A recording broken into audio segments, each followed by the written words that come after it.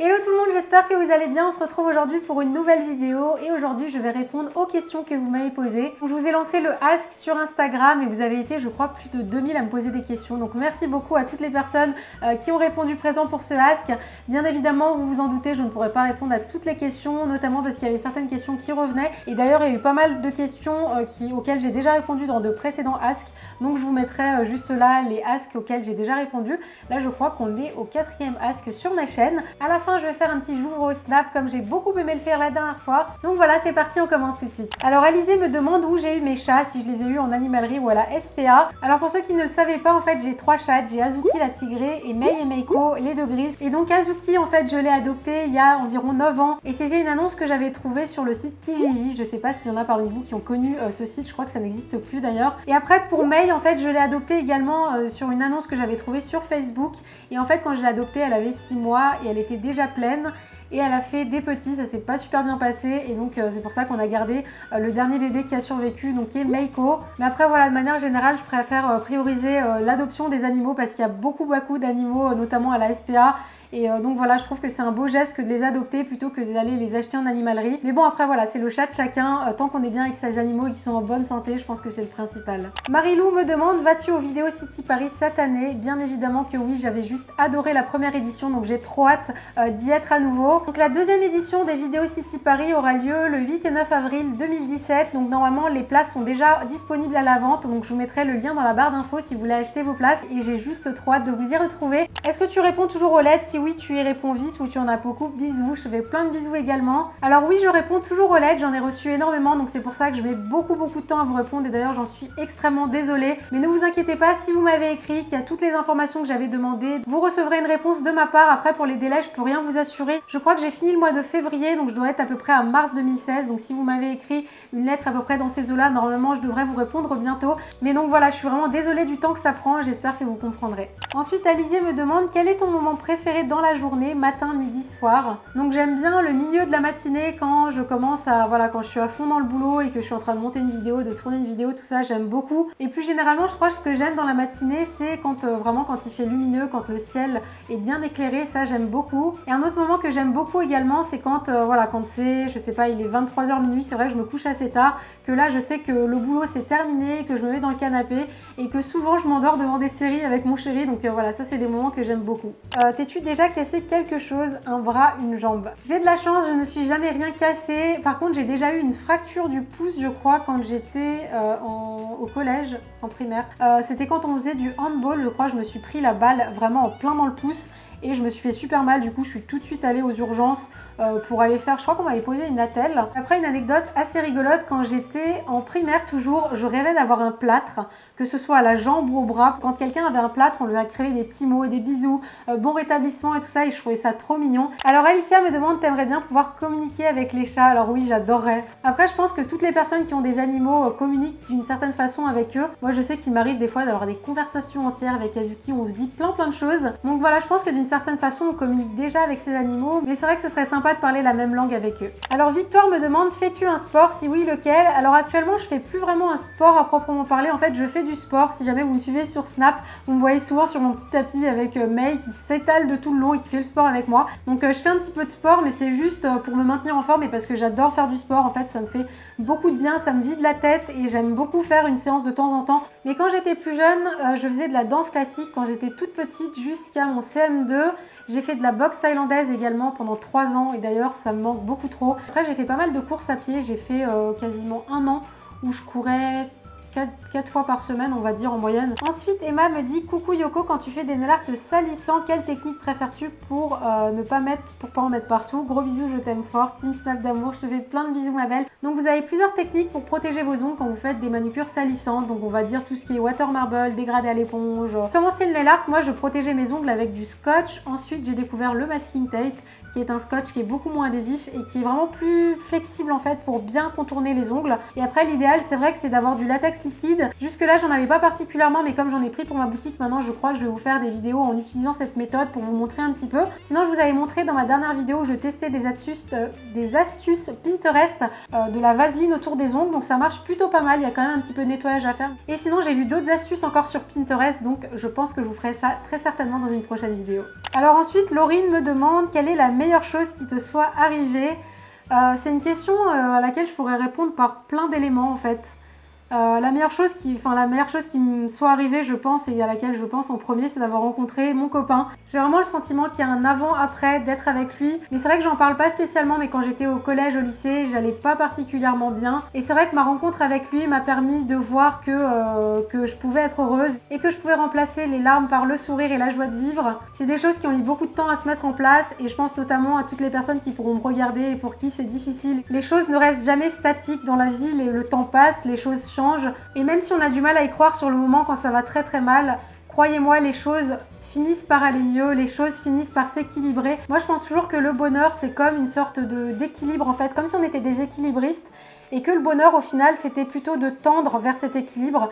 On l'atteint jamais réellement et je crois d'ailleurs que la vie serait un petit peu chiante si jamais on était tout le temps à l'équilibre et que ce serait tout le temps génial. Les moments où ça va un petit peu moins bien nous permettent de voir que les moments géniaux sont vraiment géniaux et nous permettent de les apprécier à leur juste valeur. Et enfin la dernière chose qui me soit arrivée, c'est tout simplement vous, c'est de vous avoir, c'est d'avoir vos messages, d'avoir votre soutien, de vivre à fond ma passion, de vous faire des vidéos et merci de faire en sorte que je sois aussi épanouie dans mon travail et dans mon quotidien. Et pour ça, je vous remercierai jamais assez. Tu pourrais faire une vidéo où tu nous montres tes débuts en nail art. Et bien ce que je vais faire, c'est que je vais vous mettre juste là des photos de mes tout premiers nail art. Donc ce sont des nail art que j'avais publiés à l'époque où j'avais un blog. Et comme vous pouvez le voir à cette époque-là, je ne savais pas encore vraiment me limer les ongles. J'avais l'annulaire qui était 3 fois plus grand que tous les autres. Mais voilà, c'est assez mignon de retomber sur ces photos. Coucou Yoko, est-ce que tu comptes laisser ta chaîne uniquement sur le thème du nail art ou mettre d'autres styles de vidéos? Bisous, je t'adore, je te fais plein de bisous ma belle. Comme vous le savez, le thème principal de ma chaîne, c'est le nail art et la manucure plus généralement. Mais je ne me suis jamais retenue de vous faire d'autres vidéos. Je vous ai fait des hauls, je vous ai fait des routines. Et c'est vrai que j'ai très envie de continuer à diversifier un petit peu ma chaîne, à vous proposer d'autres contenus. Mais je ne laisserai jamais tomber le nail art parce que c'est ma passion, c'est ça que j'aime faire.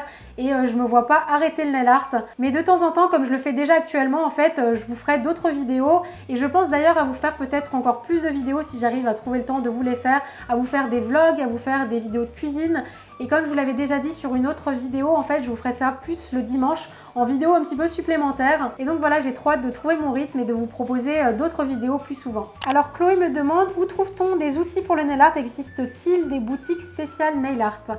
Alors c'est vrai qu'en France, il n'y a pas vraiment beaucoup de boutiques physiques. Je sais qu'au Japon, on peut trouver ça dans les grands magasins. En fait, vous avez carrément des rayons entiers avec que des trucs pour les ongles. C'est juste le rêve. En France, il n'y a pas encore beaucoup de boutiques de nail art. En tout cas, pas à ma connaissance. Vous avez plutôt des boutiques en ligne. Et d'ailleurs, si vous ne le saviez pas, moi j'ai une boutique en ligne qui s'appelle La Boutique de Yoko, qui a d'ailleurs son compte Instagram, donc je vous le remets juste ici si jamais vous voulez suivre mes aventures sur Instagram, sur laquelle je propose beaucoup de matériel nail art, des vernis, mais également d'autres choses que j'aime. Vous retrouverez de la papeterie, des petits accessoires mignons, parce que j'adore ça. Et en fait, cette boutique, c'est à la fois du nail art, mais aussi c'est ma boutique à rêve, c'est-à-dire c'est une boutique où je mets tout ce que j'aimerais retrouver dans une boutique. Donc pour ça, il vous suffit d'aller sur laboutiquedeyoko.com et je prends beaucoup de plaisir à préparer toutes vos commandes. D'ailleurs, bien souvent, je prépare mes commandes avec vous sur Snapchat. Je mets systématiquement un mot dédicacé dans mes paquets pour vous remercier pour votre commande. Chloé me demande dans quel pays es-tu déjà allée? Quelle est ta prochaine destination? Gros bisous, je te fais plein de bisous. Alors je vais essayer de vous les faire un petit peu dans l'ordre. Donc je suis déjà allée en Italie et au Japon parce que ce sont mes deux origines. J'ai vécu également à Londres pendant 2 ans quand j'étais petite pour le travail de mon papa.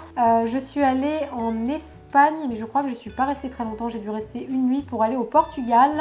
Je suis allée au Maroc, en Tunisie et je suis allée en Corée du Sud cet été. Et je crois que c'est tout, donc ça fait 8 pays, c'est déjà beaucoup. Et après pour ma prochaine destination, je sais pas encore, il y a plein de pays que j'aimerais découvrir. Je suis également partie à Amsterdam, donc non en fait ça fait 9.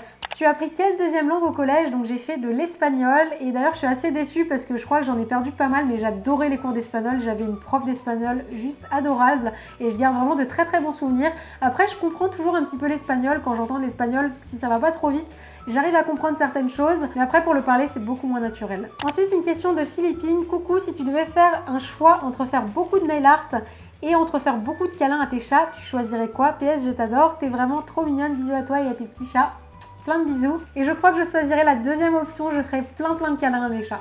Léa me demande si tu devais choisir un super pouvoir, ce serait lequel? Même si ma réponse va être un petit peu bisounours, je crois que si j'avais un super pouvoir, je ferais en sorte que le monde soit en paix. Ensuite, Lisa me dit, tu es allergique au gluten depuis combien de temps? T'en as pas marre de la mode sans gluten? Donc pour ceux qui ne le sauraient pas, le gluten c'est une protéine qu'on va retrouver dans certaines céréales, notamment dans la farine de blé, dans l'épeautre, dans l'orge et dans d'autres céréales. Donc ça fait environ 2-3 ans que j'ai arrêté de manger du gluten et je crois que je suis allergique depuis beaucoup plus de temps mais que je n'étais pas au courant parce que j'ai toujours eu beaucoup mal au ventre dans ma vie et vraiment le fait d'avoir arrêté le gluten ça m'a complètement transformé le quotidien. Je pense que ceux qui ont des problèmes de digestion doivent exactement savoir de quoi je parle. Et ensuite si j'en ai marre de la mode sans gluten, j'en ai marre dans un certain sens que ça m'arrive de dire que je mange pas de gluten et souvent on me dit ah mais comment tu fais pour réussir à manger sans gluten? Moi j'y arrive pas, c'est vrai que c'est la mode, ça fait maigrir.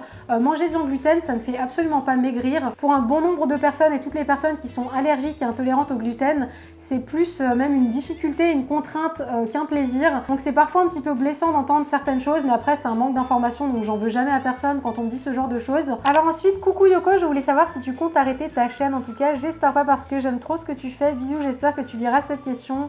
Je te fais plein de bisous et vous avez été plusieurs à me poser cette question et rassurez-vous, je ne compte pas arrêter ma chaîne YouTube de sitôt. Je pense que si un jour j'arrête, ça se fera très progressivement et c'est plus parce qu'il y aura peut-être moins d'intérêt pour mes vidéos. On m'a toujours dit on ne fait bien que ce qu'on aime et j'aime énormément ce que je fais donc non, je ne compte pas m'arrêter de sitôt. Alors quel est ton filtre Snapchat préféré? Donc je crois que le filtre que j'utilise le plus et vous le savez, c'est celui avec la couronne de fleurs. Je suis amoureuse de ce filtre. Après j'aime beaucoup aussi la voix de la biche mais juste ça me fait fondre. Après j'adorais également le filtre avec les petites étoiles, vous savez, tout autour de la tête. Il était très sympa, mais ils l'ont retiré, du coup c'est trop triste. Ensuite, combien de temps tu mets pour faire une vidéo nail art et un nail art sans se filmer? Alors ça, je trouve que c'est une super question. Alors pour faire un nail art, on va dire un nail art qui va me mettre peut-être 20 minutes à faire pour faire ma main gauche. Je vais peut-être mettre 2 heures à la filmer. Ça peut paraître énorme, mais en fait, je tourne souvent ma caméra, je la bouge de tous les côtés. Je dois faire la mise au point moi-même parce que j'ai un objectif macro, du coup, je suis tout le temps en train de faire la mise au point. Donc voilà, ça met un petit peu de temps de faire des vidéos, mais ça en vaut le coup. Alors, Chloé me demande combien de centimètres font tes ongles? Eh bien, écoute, 1 cm tout pile, 1,15 et le pouce, 1,5. 1 cm, 1,15. Je suis abonnée au 1,15, on dirait 1,15, 1,4. Quel événement grâce à Rose Carpet tu as le plus aimé? Alors je crois et sans aucune hésitation, c'est tout simplement les rencontres avec les abonnés. Donc quand on fait des soirées, donc on avait fait la pyjama party avec Sephora l'année dernière et là dans très peu de temps, donc cette semaine, on va faire la Labello, non c'est la Néon Party avec Labello. Et en fait voilà, j'adore les événements qui me permettent de vous rencontrer parce que c'est ce qu'il y a de mieux.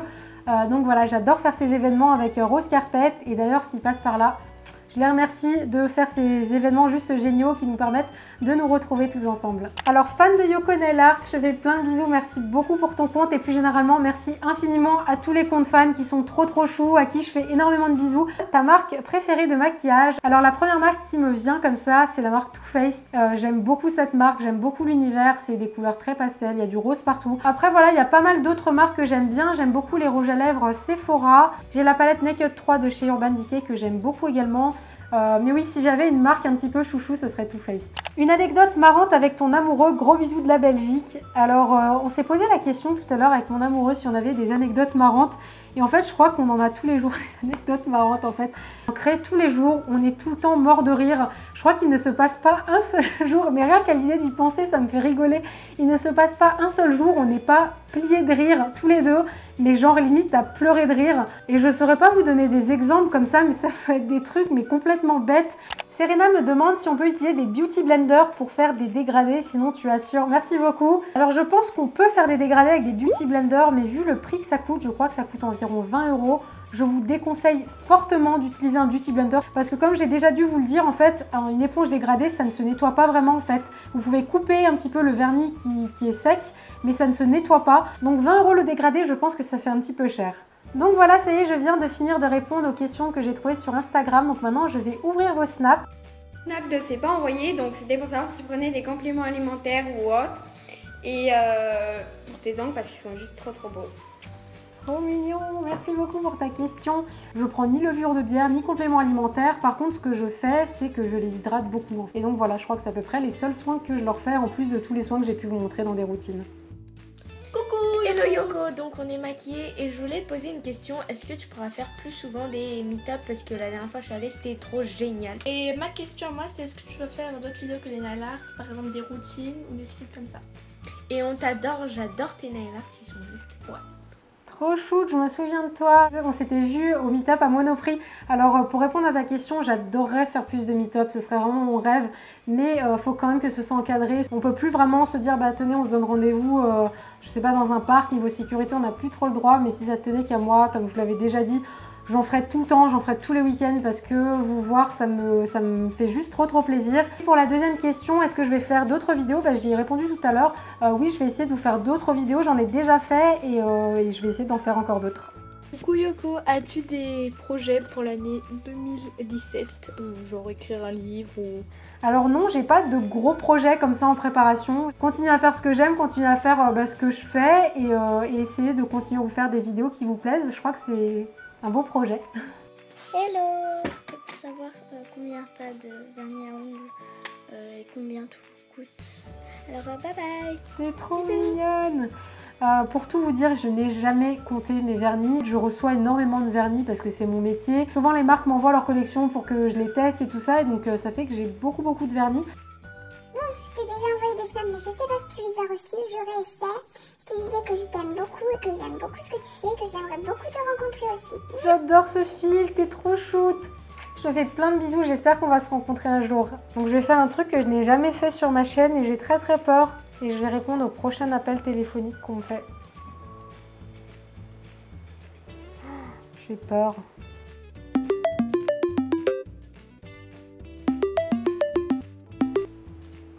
Allô?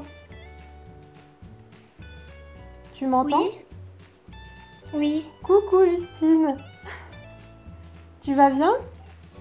Oui, et toi? Oui, ça va, merci. Du coup, c'est la première fois que je fais ça, que je réponds au téléphone. Bah en fait moi aussi. C'est trop bien, mais je me demandais en fait si on allait se voir en vidéo ou pas, mais apparemment il y a que la voix. Bah je t'avais appelé parce que du coup j'ai vu ton snap et je pensais vraiment pas que t'allais répondre à moi. Et ben voilà, c'est tombé sur toi, ça me fait super plaisir de t'avoir au téléphone. Bah moi aussi en plus je suis toutes tes vidéos et je t'adore. C'est trop chou, merci beaucoup.